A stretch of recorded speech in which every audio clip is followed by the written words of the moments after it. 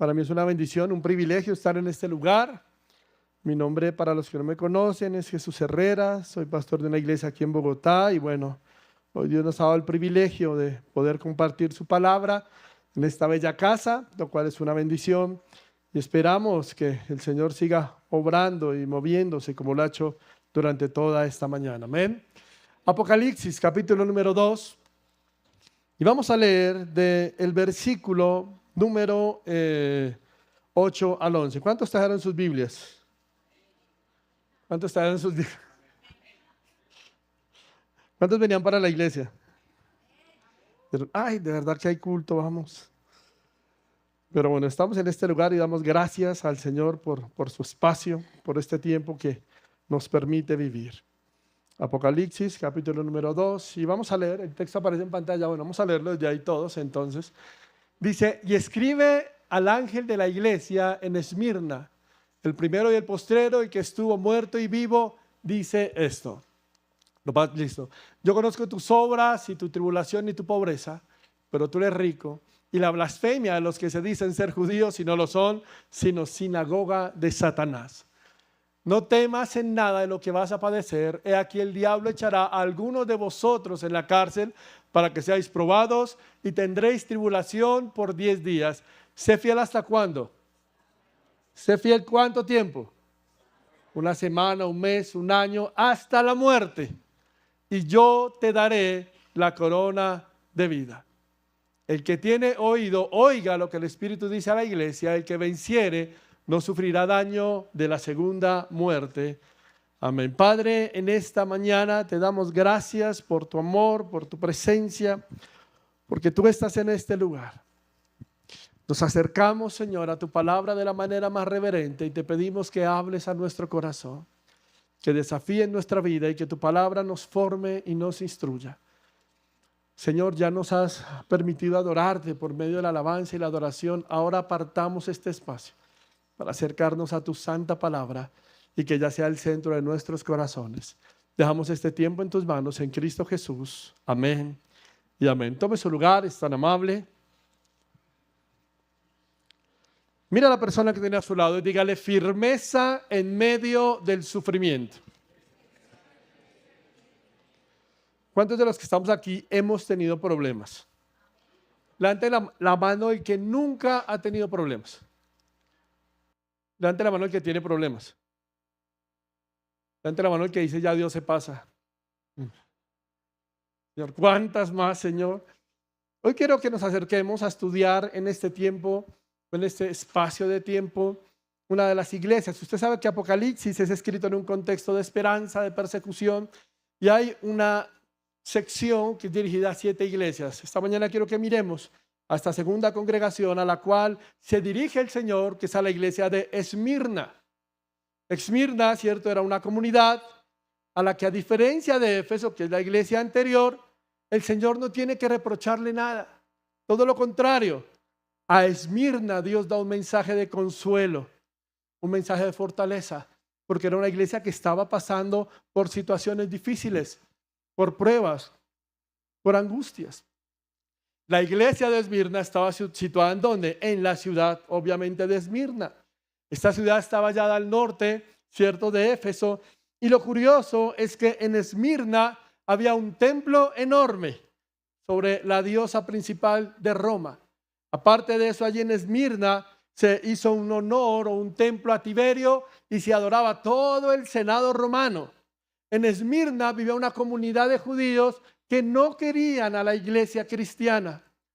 En Esmirna se halló una de las más grandes persecuciones y de las más grandes hostilidades por el año 155, donde muere Policarpo, el padre de la iglesia, discípulo del apóstol Juan, el autor de Apocalipsis.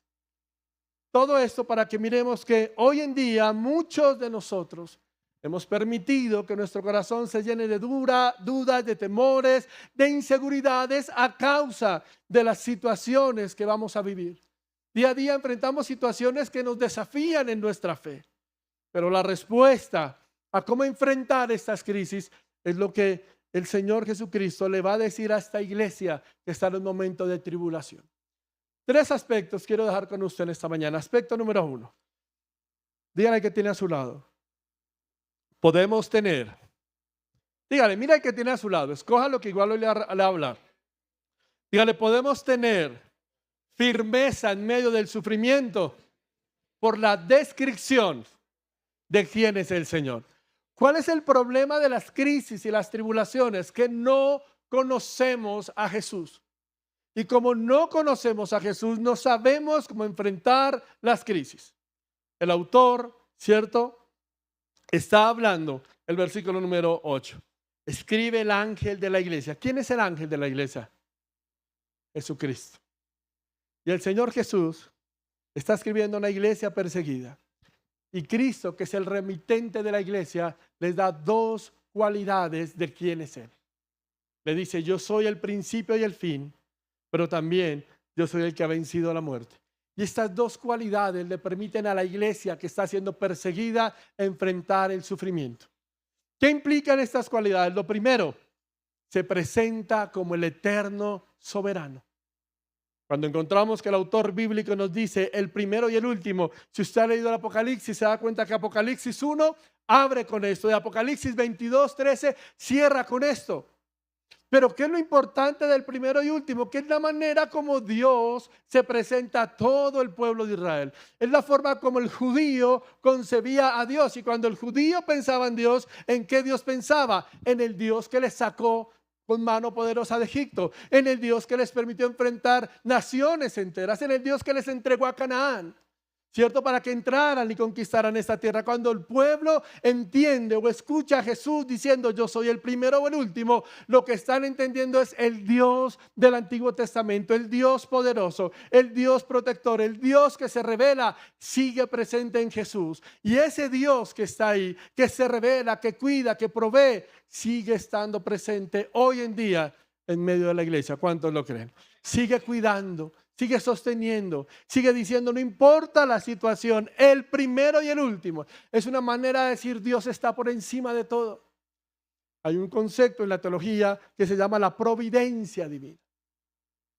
Y el concepto de providencia, la mejor definición es el control soberano de Dios sobre su creación y sus criaturas. Es decir, Dios sigue estando por encima de toda situación difícil. Dios sigue estando por encima de toda adversidad. Dios sigue estando por encima de todo problema.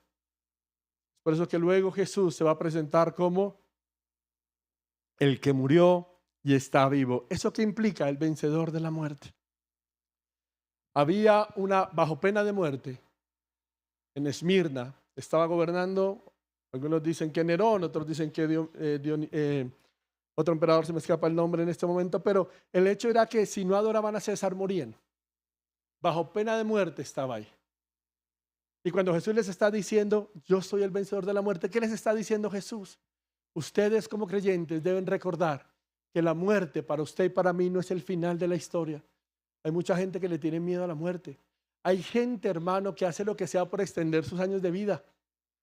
Hay gente que busca cómo quitarle, ¿cierto?, el cuerpo a la vejez. Pero querámoslo o no, nuestros cuerpos van a envejecer. Quéralo o no. ¿Cuántos de los que estaban acá, no sé, practicaban? Bueno, si usted hace, ¿cuántos juegan deporte? ¿Juegan fútbol acá? Sí, ok. ¿Cuántos practican algún deporte? Cambiar el canal no es deporte. Entonces, aparte de ese, pastor, tengo una resistencia. Sí, un deporte. No sé, yo jugaba microfútbol y un día me dio por jugar con los chicos de la iglesia. Hermano, jugué media hora y vi el túnel. Yo decía, no puedo seguir el túnel, tengo mucho que hacer todavía acá, pero no seguí la luz, porque nuestros cuerpos se van desgastando. Entonces, mire, así usted quiera, y hay gente que quiere engañar la vejez y que quiere ser eterna, ¿cierto? De una u otra manera está la muerte. Y la Biblia lo que está diciendo es, hay algo que vale más que el dinero, hay algo que vale más que el prestigio, hay algo que vale más que la fama. Y lo que vale más que todo eso es tener la convicción que hay una eternidad que nos espera en Cristo, que todo acá es pasajero, que todo aquí es temporal. La gente desgasta su corazón tratando de hacer riquezas y está bien trabajar, está bien querer lo suyo, porque se necesita el dinero, si es así o no. ¿Quién de los que está aquí va a mercar por fe y cuando va a pagar dice, no me cobre que soy hijo de Dios? ¿Alguno ha hecho eso? Hágalo y nos cuenta cómo le va. ¿Sí? Es importante, pero lo que el texto está diciendo es, en medio de un momento de crisis donde está en riesgo la vida, no se preocupen. Si les toca morir, hay una eternidad segura en Jesús. Y lo que está diciendo Juan, que usted y yo necesitamos entender, es que en medio de todas las crisis que podamos estar, necesitamos estar seguros de que hay una esperanza después de la muerte. Que un día, hermano, para usted y para mí la muerte no es el final. Que todo no termina en el cajón. Que hay una vida más allá y es la que Jesús ha prometido. ¿Cuántos lo creen? Es la que Jesús, hermano, nos ha prometido.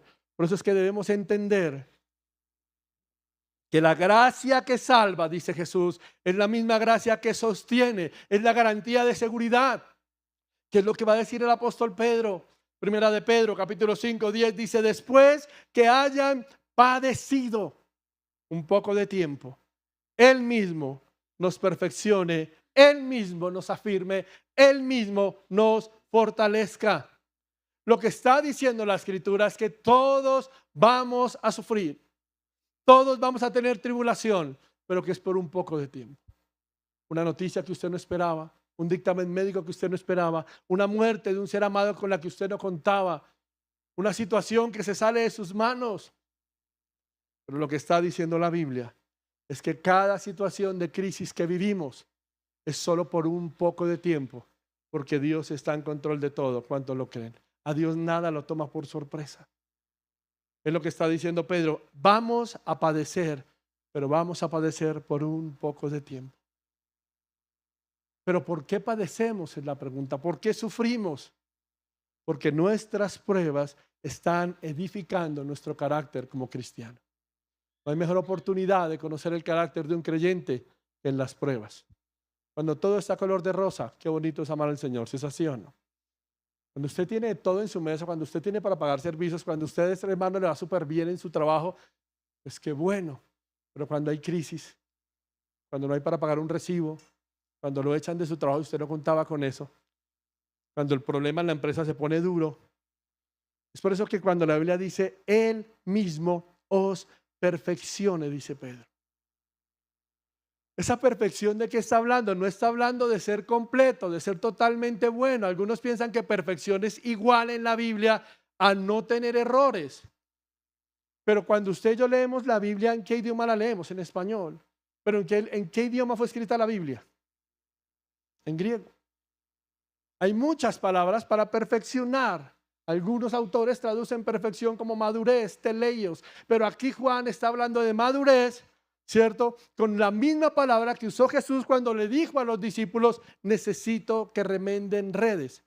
Es decir, cuando la Biblia está diciendo Él mismo os perfeccione, lo que la Biblia está diciendo es Él por medio de la prueba los va a equipar, los va a ajustar, los va a apretar, nos va a capacitar para la prueba. O sea, cuando usted y yo estamos siendo probados, Dios no está simplemente mirándonos. Él nos capacita para el momento de prueba. Él nos capacita y nos fortalece, que es luego las palabras que desarrolla. Él nos afirme, Él nos fortalezca y Él nos establezca. La prueba, hermano, desarrolla el carácter de Cristo, nos capacita como creyentes. Pero ¿será que en medio de la prueba realmente usted y yo estamos afirmados en la fe? ¿Será que en medio de la prueba usted y yo somos fortalecidos en la fe? ¿O en medio de la prueba usted y yo nos quejamos? Juzgamos la situación. Pero ¿para qué voy a la iglesia si entre más voy peor me va? ¿Ha escuchado gente que dice eso? Pero es que yo estoy yendo a la iglesia y me va peor, pastor. Pues claro, porque cuando usted está metido en una cantina, cuando usted está haciendo cosas que no debe, el diablo ni se preocupa por usted. Mira a la persona que tiene a su lado. Es cual que quiera, igual se las va a echar. Mírelo. Dígale, si su vida es color de rosa y no le pasa nada, dígale, preocúpese, porque ni para el diablo es importante. Todo está tan bien que el diablo sabe que donde lo ponga a buscar a Dios por medio de una prueba, usted se le escapa. Entonces el cristiano está llamado a tener una vida de batalla, porque es la forma como se va a desarrollar el carácter de Cristo. Por eso Pedro dice, esa situación nos fortalece, nos afirma y nos establece como cristianos. Desarrolla estabilidad espiritual. Quiero contarle algo que Justo González, un historiador, cuenta. Policarpo de Esmirna, el discípulo de Juan, obispo de esta ciudad, fue martirizado el 23 de febrero del año 155. Fue en el tiempo de los Juegos Atléticos. La ciudad estaba aborratada y toda la gente estaba excitada. De pronto surgió el grito, mueran los ateos, busquemos a Policarpo. Seguramente Policarpo habría podido huir, pero ya había tenido una visión en sueños en la que vio que su almohada estaba ardiendo. Se despertó y dijo a sus discípulos, es necesario que me quemen vivo. Toman un esclavo, lo torturan y el esclavo bajo tortura dice dónde estaba Policarpo. La guardia romana fue a arrestarle. Cuando la guardia llega a arrestar a Policarpo para matarlo, el historiador dice que Policarpo les dice, sigan, les hace comida, les da de beber. ¿Quién le hace eso a un enemigo? Cuando uno se lo hace, uno tiene la mala costumbre evangélica de decir, Señor, págale conforme a sus obras. Aleluya. Pero Policarpo los sienta, les da de comida y puso a disposición lo que quisieran comer. Se lo llevan preso. Y el guardia que iba, el jefe, que comienza a decirle, Policarpo, ¿qué tiene de malo que usted diga que César es su señor? ¿Qué tiene de malo que ofrezca sacrificio a César? No queremos matarlo, usted es un gran hombre. Pero Policarpo iba callado y lo iban llevando. El autor dice, Policarpo, inamovible en su convicción de que para él el único Señor era Cristo, aún en medio de la crisis. Cuando entra en la arena, el circo está aborrotado y una vez más, dice Policarpo que el Señor, o el historiador narra que Policarpo dice, que el Espíritu le dice, sé fuerte, Policarpo. Pórtate varonilmente. El procónsul le dio a escoger entre maldecir el nombre de Cristo y ofrecer sacrificio a César. Cuando está bajo esa disyuntiva de qué hacer, Policarpo mira al procónsul, mira toda la audiencia del circo y les dice, 86 años le he servido al Señor y ningún mal me ha hecho. ¿Cómo voy a blasfemar de mi rey que me salvó? El procónsul le amenazó con la hoguera y Policarpo le dijo, tú me amenazas con fuego que arde solo un momento y se sofoca enseguida porque no conoces el fuego que le espera a los malvados en el juicio que ha de venir. ¿Qué esperas? Haz lo que tengas que hacer. Lo fueron a amarrar. Lo que hacían los romanos era poner a alguien en un palo, lo clavaban de las manos para que cuando lo quemaran la persona no saliera corriendo, o lo empalaban y lo ponían de antorcha humana. Entonces Policarpo dice, no me amarren porque el Señor me dará la fortaleza para resistir. Lo amarran, no lo clavan, sino lo amarran. Y mientras prenden el fuego, Policarpo hace esta oración.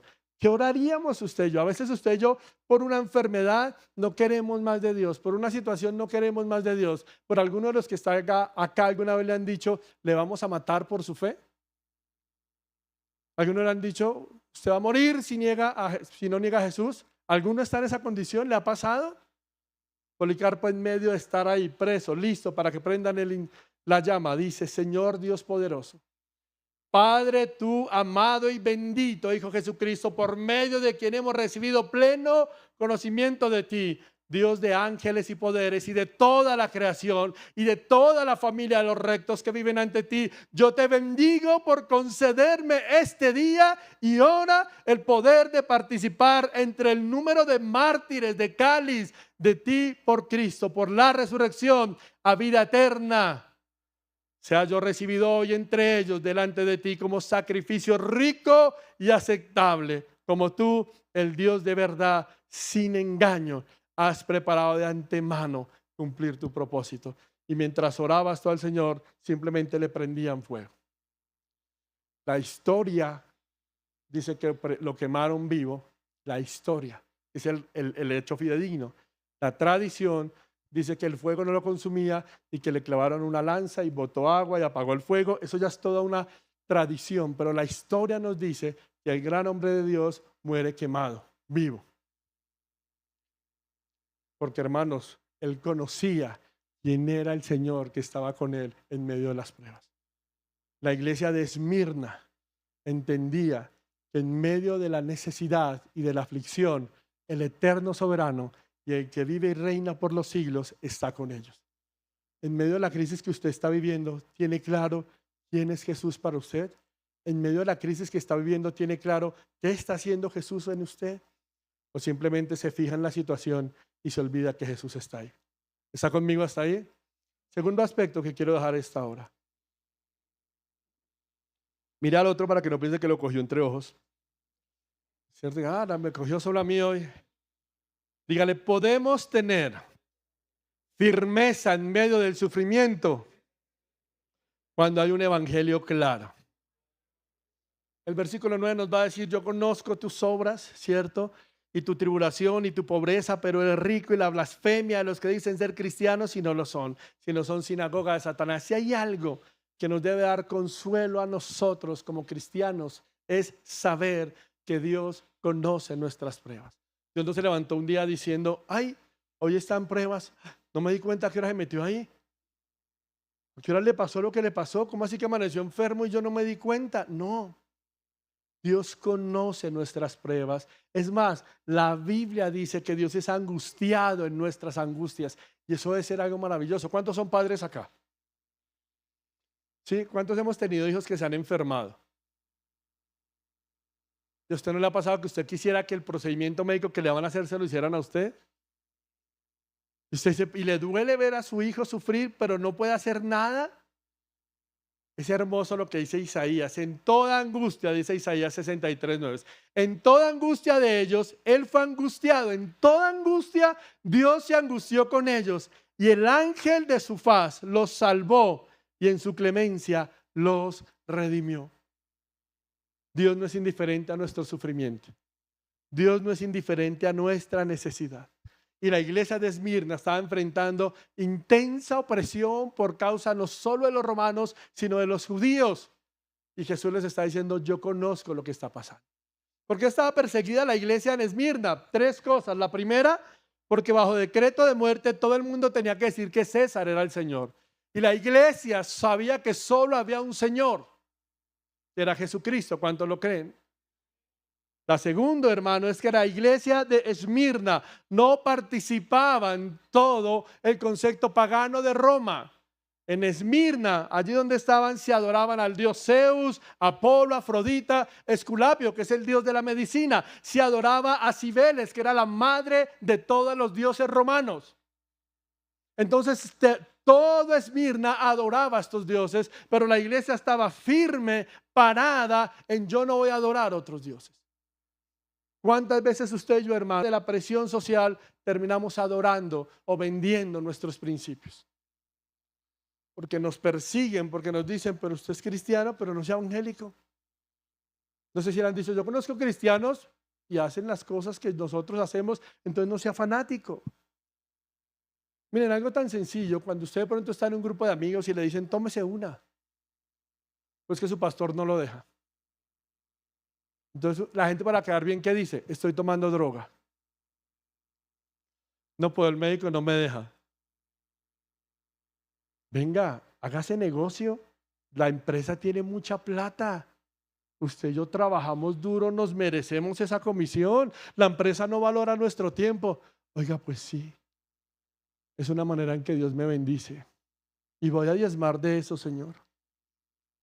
Usted está vendiendo y adorando como querían que pasara con la iglesia de Esmirna. Pero Esmirna fue fiel.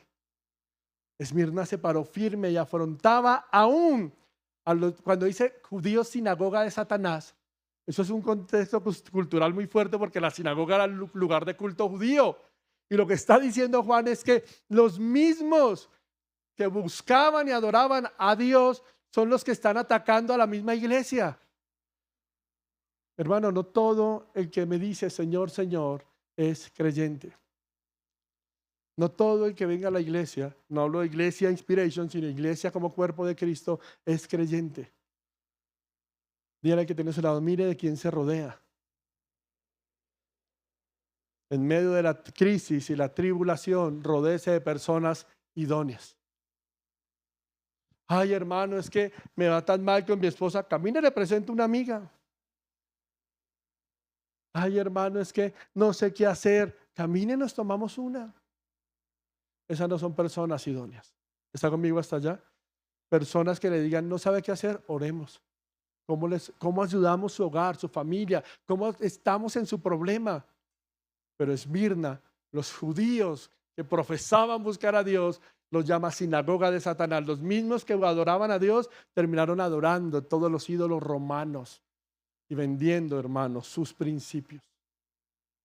Por eso me encanta cuando el texto dice, yo conozco tu tribulación. En la Biblia hay varias palabras para tribulación. Usted y yo las leemos tribulación, pero en el texto griego hay varias palabras que traducen tribulación en diversos grados. Juan está traduciendo tribulación acá como presión, es la palabra griega que dice. Yo conozco tus presiones. Y cuando la gente escuchaba la palabra tilifis, que es la palabra griega ahí, pensaban en dos cosas. La tilifis era algo que se usaba cuando se cogían las uvas y se espichaban. ¿Alguien conoce aquí la prensa? ¿Sí? Cuando en prensa, eso, él entendía tribulación como estar bajo algo que lo oprime y lo oprime y lo oprime, pero también estar bajo tribulación era una manera en que los que manejaban los viñedos, las uvas, o las espichaban con la prensa, ponían dos aparatos a que espicharan las uvas, o ponían las uvas sobre un mantel en el piso y cogían palos y empezaban a pegarle a los palos hasta que las uvas botaran la semilla. Entonces, cuando Juan está diciendo, conozco tu tribulación, ¿qué está diciendo? Conozco que estás sintiéndote totalmente presionado. Conozco que estás sintiendo que la vida te está golpeando, que no tienes escapatoria, que no sabes para dónde coger. Es una pregunta, ¿cuántas veces usted ha sentido que la vida le está dando duro? ¿Cuántas veces ha sentido que usted se para y no tiene a dónde coger? ¿Le ha pasado? Y dice, ¿pero qué hago en esta situación?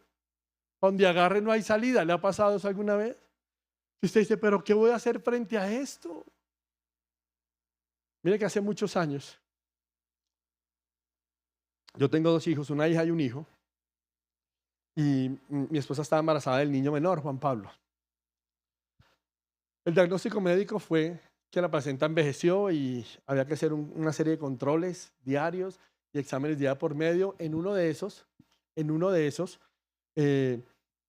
vamos al examen y el médico dice, su hijo ha decrecido mucho, de 8 meses parecía de 6 meses y medio en el vientre, dice, y se está muriendo, hay que desembarazar ya a su mujer, Jesús. Salimos corriendo, vamos a una UCI, no hay espacio, está inundada, vamos a otra UCI, y el médico dice, en el peor escenario, ¿sí? En el peor escenario que hay, su hijo nace enfermo o muerto, porque viene muy malo y muy pequeño. Entraron a la UCI, sacan al niño, ¿sí? Yo bajo con él, y cuando llego a la UCI, lo primero que me dice el médico es, papá, el niño viene muy mal, él se muere esta noche. O sea, de una calidez humana. Yo voy subiendo y el médico me dice, Jesús, ¿dónde estaba? Le dije, mirando que el niño viniera completo, porque me han dicho que lo podían desmembrar de lo pequeño que venía. Y entonces me dice, es que por el afán de salvar al niño, cortamos la arteria de su esposa, se está desangrando, estamos esperando que venga el especialista. Y en esas me llama mi hermana y me dice, ¿dónde está? Y yo le digo, es que Patricia se puso mala. A mi mamá la han operado. Le dijeron, a mi mamá le va a dar trombointestinal, necesito que venga para que firmemos. Yo tenía a mi niña de 1 año y medio orinada hasta el cuello. No me diga cómo se orinó hasta allá, pero estaba orinada hasta el cuello. Yo me acuerdo que yo la cogí, salí ahí de toda la esquina de la clínica y yo cogí a mi niña y me puse a llorar. Yo le dije, Señor, ¿qué hago? La gente pasaba, me miraba y la gente que decía, los bonitos también lloran. No solo pasa en las novelas mexicanas, venezolanas, aquí en Colombia se ve. Y me dice, no me dice mentira. Y yo con la niña ahí, y yo le decía, Señor, no sé qué más hacer. Me siento, como decía Juan, siento que estoy siendo presionado y golpeado hasta donde no más. ¿Cuántas veces de pronto usted se ha sentido así? Tal vez usted vino a este lugar hoy sintiéndose golpeado y hasta donde no más. Pero cuando usted y yo nos acercamos a la Biblia, entendemos que Jesús está diciéndole a una iglesia que sufre, yo conozco tu sufrimiento y yo en medio del sufrimiento formo mi carácter. Si usted está sufriendo, no se preocupe, Jesús está formando el carácter de Cristo en su vida. ¿Cuánto lo cree? Jesús está formando. ¿Sabe? Las tribulaciones, hermana, son buenas para el creyente porque nos ayudan a mejorar esas áreas que necesitamos mejorar. Las tribulaciones disciplinan a ese cristiano que a veces se ha apartado y necesita examinar su vida. Las tribulaciones, hermanos, nos permiten ver el poder guardador de Dios. En medio de la tribulación, el Dios que se angustia con usted y conmigo nos guarda. No sé si a usted le ha pasado que está en situaciones muy difíciles, complicadísimas, y cuando las termina dice, ¿cómo la pasé? ¿Cómo salí adelante? Porque Dios sigue guardando de su vida y de la mía. Hermano, las crisis, las pruebas, es donde le demostramos a Satanás que Dios está en control de todo. Y si hay algo que ha desafiado la vida de muchos cristianos, es la forma como correlaciona Juan crisis y pobreza. Yo conozco tus tribulaciones, tu aflicción y tu pobreza, pero es curioso y hasta paradójico que el texto diga, conozco tu pobreza, pero eres rico. Parece ser, dicen los que saben, los historiadores, los comentaristas, que como Esmirna era una ciudad tan comercial, a la iglesia le cerraron todas las puertas. Como no quería adorar a César, ni quería adorar los ídolos romanos tampoco, entonces no le permitían hacer tratos comerciales, entonces la iglesia literalmente era mendiga. Literalmente la iglesia era pobre. Y el Señor le dice, aunque te vean pobre, yo te veo rica porque has guardado la fe en medio de la crisis. En medio de la angustia no has vendido tus principios. Pero hoy en día, desafortunadamente, a veces nos dejamos deslumbrar por lo que el mundo ofrece y pensamos que la bendición de Dios es la abundancia económica. Y pensamos que Dios no nos bendice, ¿cierto? Que no soy bendecido porque es que no tengo mucho dinero. En la Escritura, la bendición de Dios no es la abundancia. En la Escritura, la bendición de Dios es su fidelidad en cada momento. ¿Cuánto lo creen? En el desierto, cuando el pueblo salió de Egipto, en el desierto, la bendición de Dios, ¿qué era? Que en el día había una nube, que en la noche que había una columna de humo. ¿Cuándo estaba la bendición de Dios? Que todos los días Dios daba maná. Entonces entendamos que la bendición de Dios no es la abundancia, la bendición de Dios es su fidelidad cada día. ¿Y cuántos podemos decir que hasta el día de hoy Dios ha sido fiel? Dios ha sido fiel. Pero ¿sabe cuál es el mayor desafío para los cristianos? La prosperidad del que no es cristiano. Hay algo que turba nuestro corazón, es decir, Señor, pero mira a ese impío hijo del diablo y le va mejor que a mí. ¿Alguna vez ha pensado eso? Pero Señor, yo sé que los santos no lo han pensado, nosotros los humanos terrenales. Alguna vez hemos dicho por qué. Hay un salmo, que es el Salmo 73. ¿Cuántos lo han leído? ¿Cuántos saben que la Biblia tiene un libro de salmos? Y que es más que el Salmo 23, más que el Salmo 1, más que el Salmo 34 y más que el Salmo 37 y 150. Hay un salmo que es el Salmo 73 de Asaf, uno de los músicos. Y el Salmo 73 nos va a hablar de un desafío que tiene este hombre de Dios del templo a raíz de ver cómo le iba bien a los impíos. Yo voy a parafrasearle el Salmo y quiero contextualizarlo a esta época para que entendamos lo que le estaba pasando a Asaf. La situación de Asaf era la siguiente. Asaf era un miembro de una iglesia, asistía a la iglesia, un hombre casado con la familia, vivía más o menos bien. Un día de ocio sin hacer nada, Asaf entra al mirador de su casa y ve al frente, ¿y qué es lo que ve? Al vecino con una casa impresionante, una casa de media manzana. Ve al vecino con 3 carros último modelo. Ve al vecino con su esposa gozando de salud, con sus hijos. Ve al vecino con una vida próspera y eso confronta la vida de Asaf. Porque Asaf empieza a pensar, ¿cierto? Y a decir, Dios, ¿cómo es posible que yo tenga que levantarme todos los días a las 5 de la mañana para ir a trabajar? Y lo primero que me toca es orar para que este carro prenda. Este carro no prende, me toca salir a coger alimentador o zip. ¿Alguna ha cogido alimentador o zip en horas pico?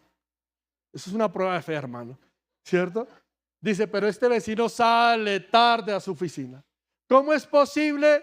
Dice Asaf, ¿cierto? Que yo le pida a Dios poder cambiar este carro y no lo cambio. ¿Sabe? Dicen las malas lenguas que al carro de Asaf lo llamaban el carro de la unción, porque botaba aceite por todo lado. Por todo lado. Entonces Asaf dice, yo quiero cambiar mi carro, Señor, pero no lo permites. Y veo al vecino y este man tiene 3 carros al frente que cambia cada 6 meses para que no se desvaloricen. Asaf se cuestiona y dice, Dios, yo acá vivo en un apartamento, mis hijos duermen 2 en una habitación. Miro a mi vecino y el impío este tiene una habitación para cada hijo con baño propio. Señor, en mis vacaciones yo salgo a Melgar y a Sopó cuando hay para ir a la cabaña de Alpina. Este impío, Señor, se la pasa en Europa viajando. Y eso empieza a cuestionar la vida de Asaf. Señor, dice Asaf, cuando usted lee el Salmo, dice en los días de invierno hay enfermedad. Mis huesos se enferman. Pero Asaf dice, pero mira al impío. Y es rosadito, radiante, cachetón, alentado. Y uno le da una peste y lo bota como una semana y dice, Señor, pero no sé si a usted le ha pasado en un mayor o menor grado, pero Asaf estaba diciendo, ¿quién es el Hijo de Dios? ¿Yo o ese impío? ¿Por qué lo bendices a él y a mí no? ¿Alguna vez usted ha cuestionado esa situación? ¿Alguna vez usted ha dicho eso? Bueno, a tal punto que usted sigue leyendo el Salmo y recibe. Y Asaf dice, he aquí el impío siendo turbado. Yo en vano he limpiado mi corazón y lavo mis manos de inocencia. ¿Qué está diciendo Asaf? ¿De qué me sirve ir a la iglesia? ¿De qué me sirve servir en un ministerio? ¿De qué me sirve portarme bien? ¿Sabe qué, Señor? Voy a hacer como el impío. Voy a portarme mal. ¿Sabe qué, Señor? Voy a hacer como el impío. ¿Y sabe qué dice el Salmo? Que Asaf dice, en mi corazón había punzadas, se llenó de amargura mi alma por ver la provisión del impío. ¿Y por qué pasa eso? Mira a la persona que tiene a su lado, al que quiera, y dígale, Satanás, no que él sea Satanás, déjeme terminar la frase. ¡Es Satanás! Sino mira al que tiene a su lado y dígale, tú y yo somos estorbo para Satanás. Dígale, pero para Dios somos su mayor tesoro. ¿Cuántos lo creen? ¿Qué es lo que pasa, hermano? El impío no conoce a Dios y desafortunadamente la Biblia dice, no te irrites a causa del impío, no tengas envidia de lo que él tiene, porque como la hierba se secará y se marchitará como la hierba verde. Lo que está diciendo el autor es que el impío, con sus riquezas y con su gloria, se irá para el infierno. Es una triste realidad el que no tiene a Cristo en su corazón. Se marchitará y se condenará. Por eso es que Asaf entiende que la provisión del impío es solo temporal, pero que hay un Dios que suple las necesidades. ¿Cuántos lo creen? Asaf termina diciendo, quiero leerle lo que dice, se llenó de amargura mi alma, como una bestia era delante de ti. Y termina diciendo, ¿a quién tengo yo en los cielos sino a ti? Fuera de ti nada de eso tengo en la tierra. Antes deseaba todo lo del impío, pero ahora no. Yo te deseo a ti, Señor. Mi carne desfallece porque sufro, pero ¿sabes algo, Dios? Tú eres la roca de mi corazón. En medio del sufrimiento, de la angustia y de la envidia aún, que a veces sale porque decimos, ¿por qué nos pasa esto como creyentes? Haga como Esmirna.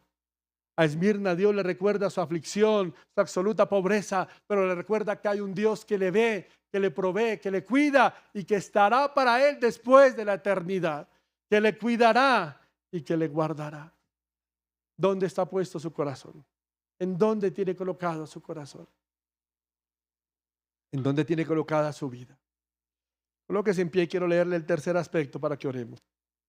Podemos tener firmeza en medio del sufrimiento y ser fieles hasta la muerte.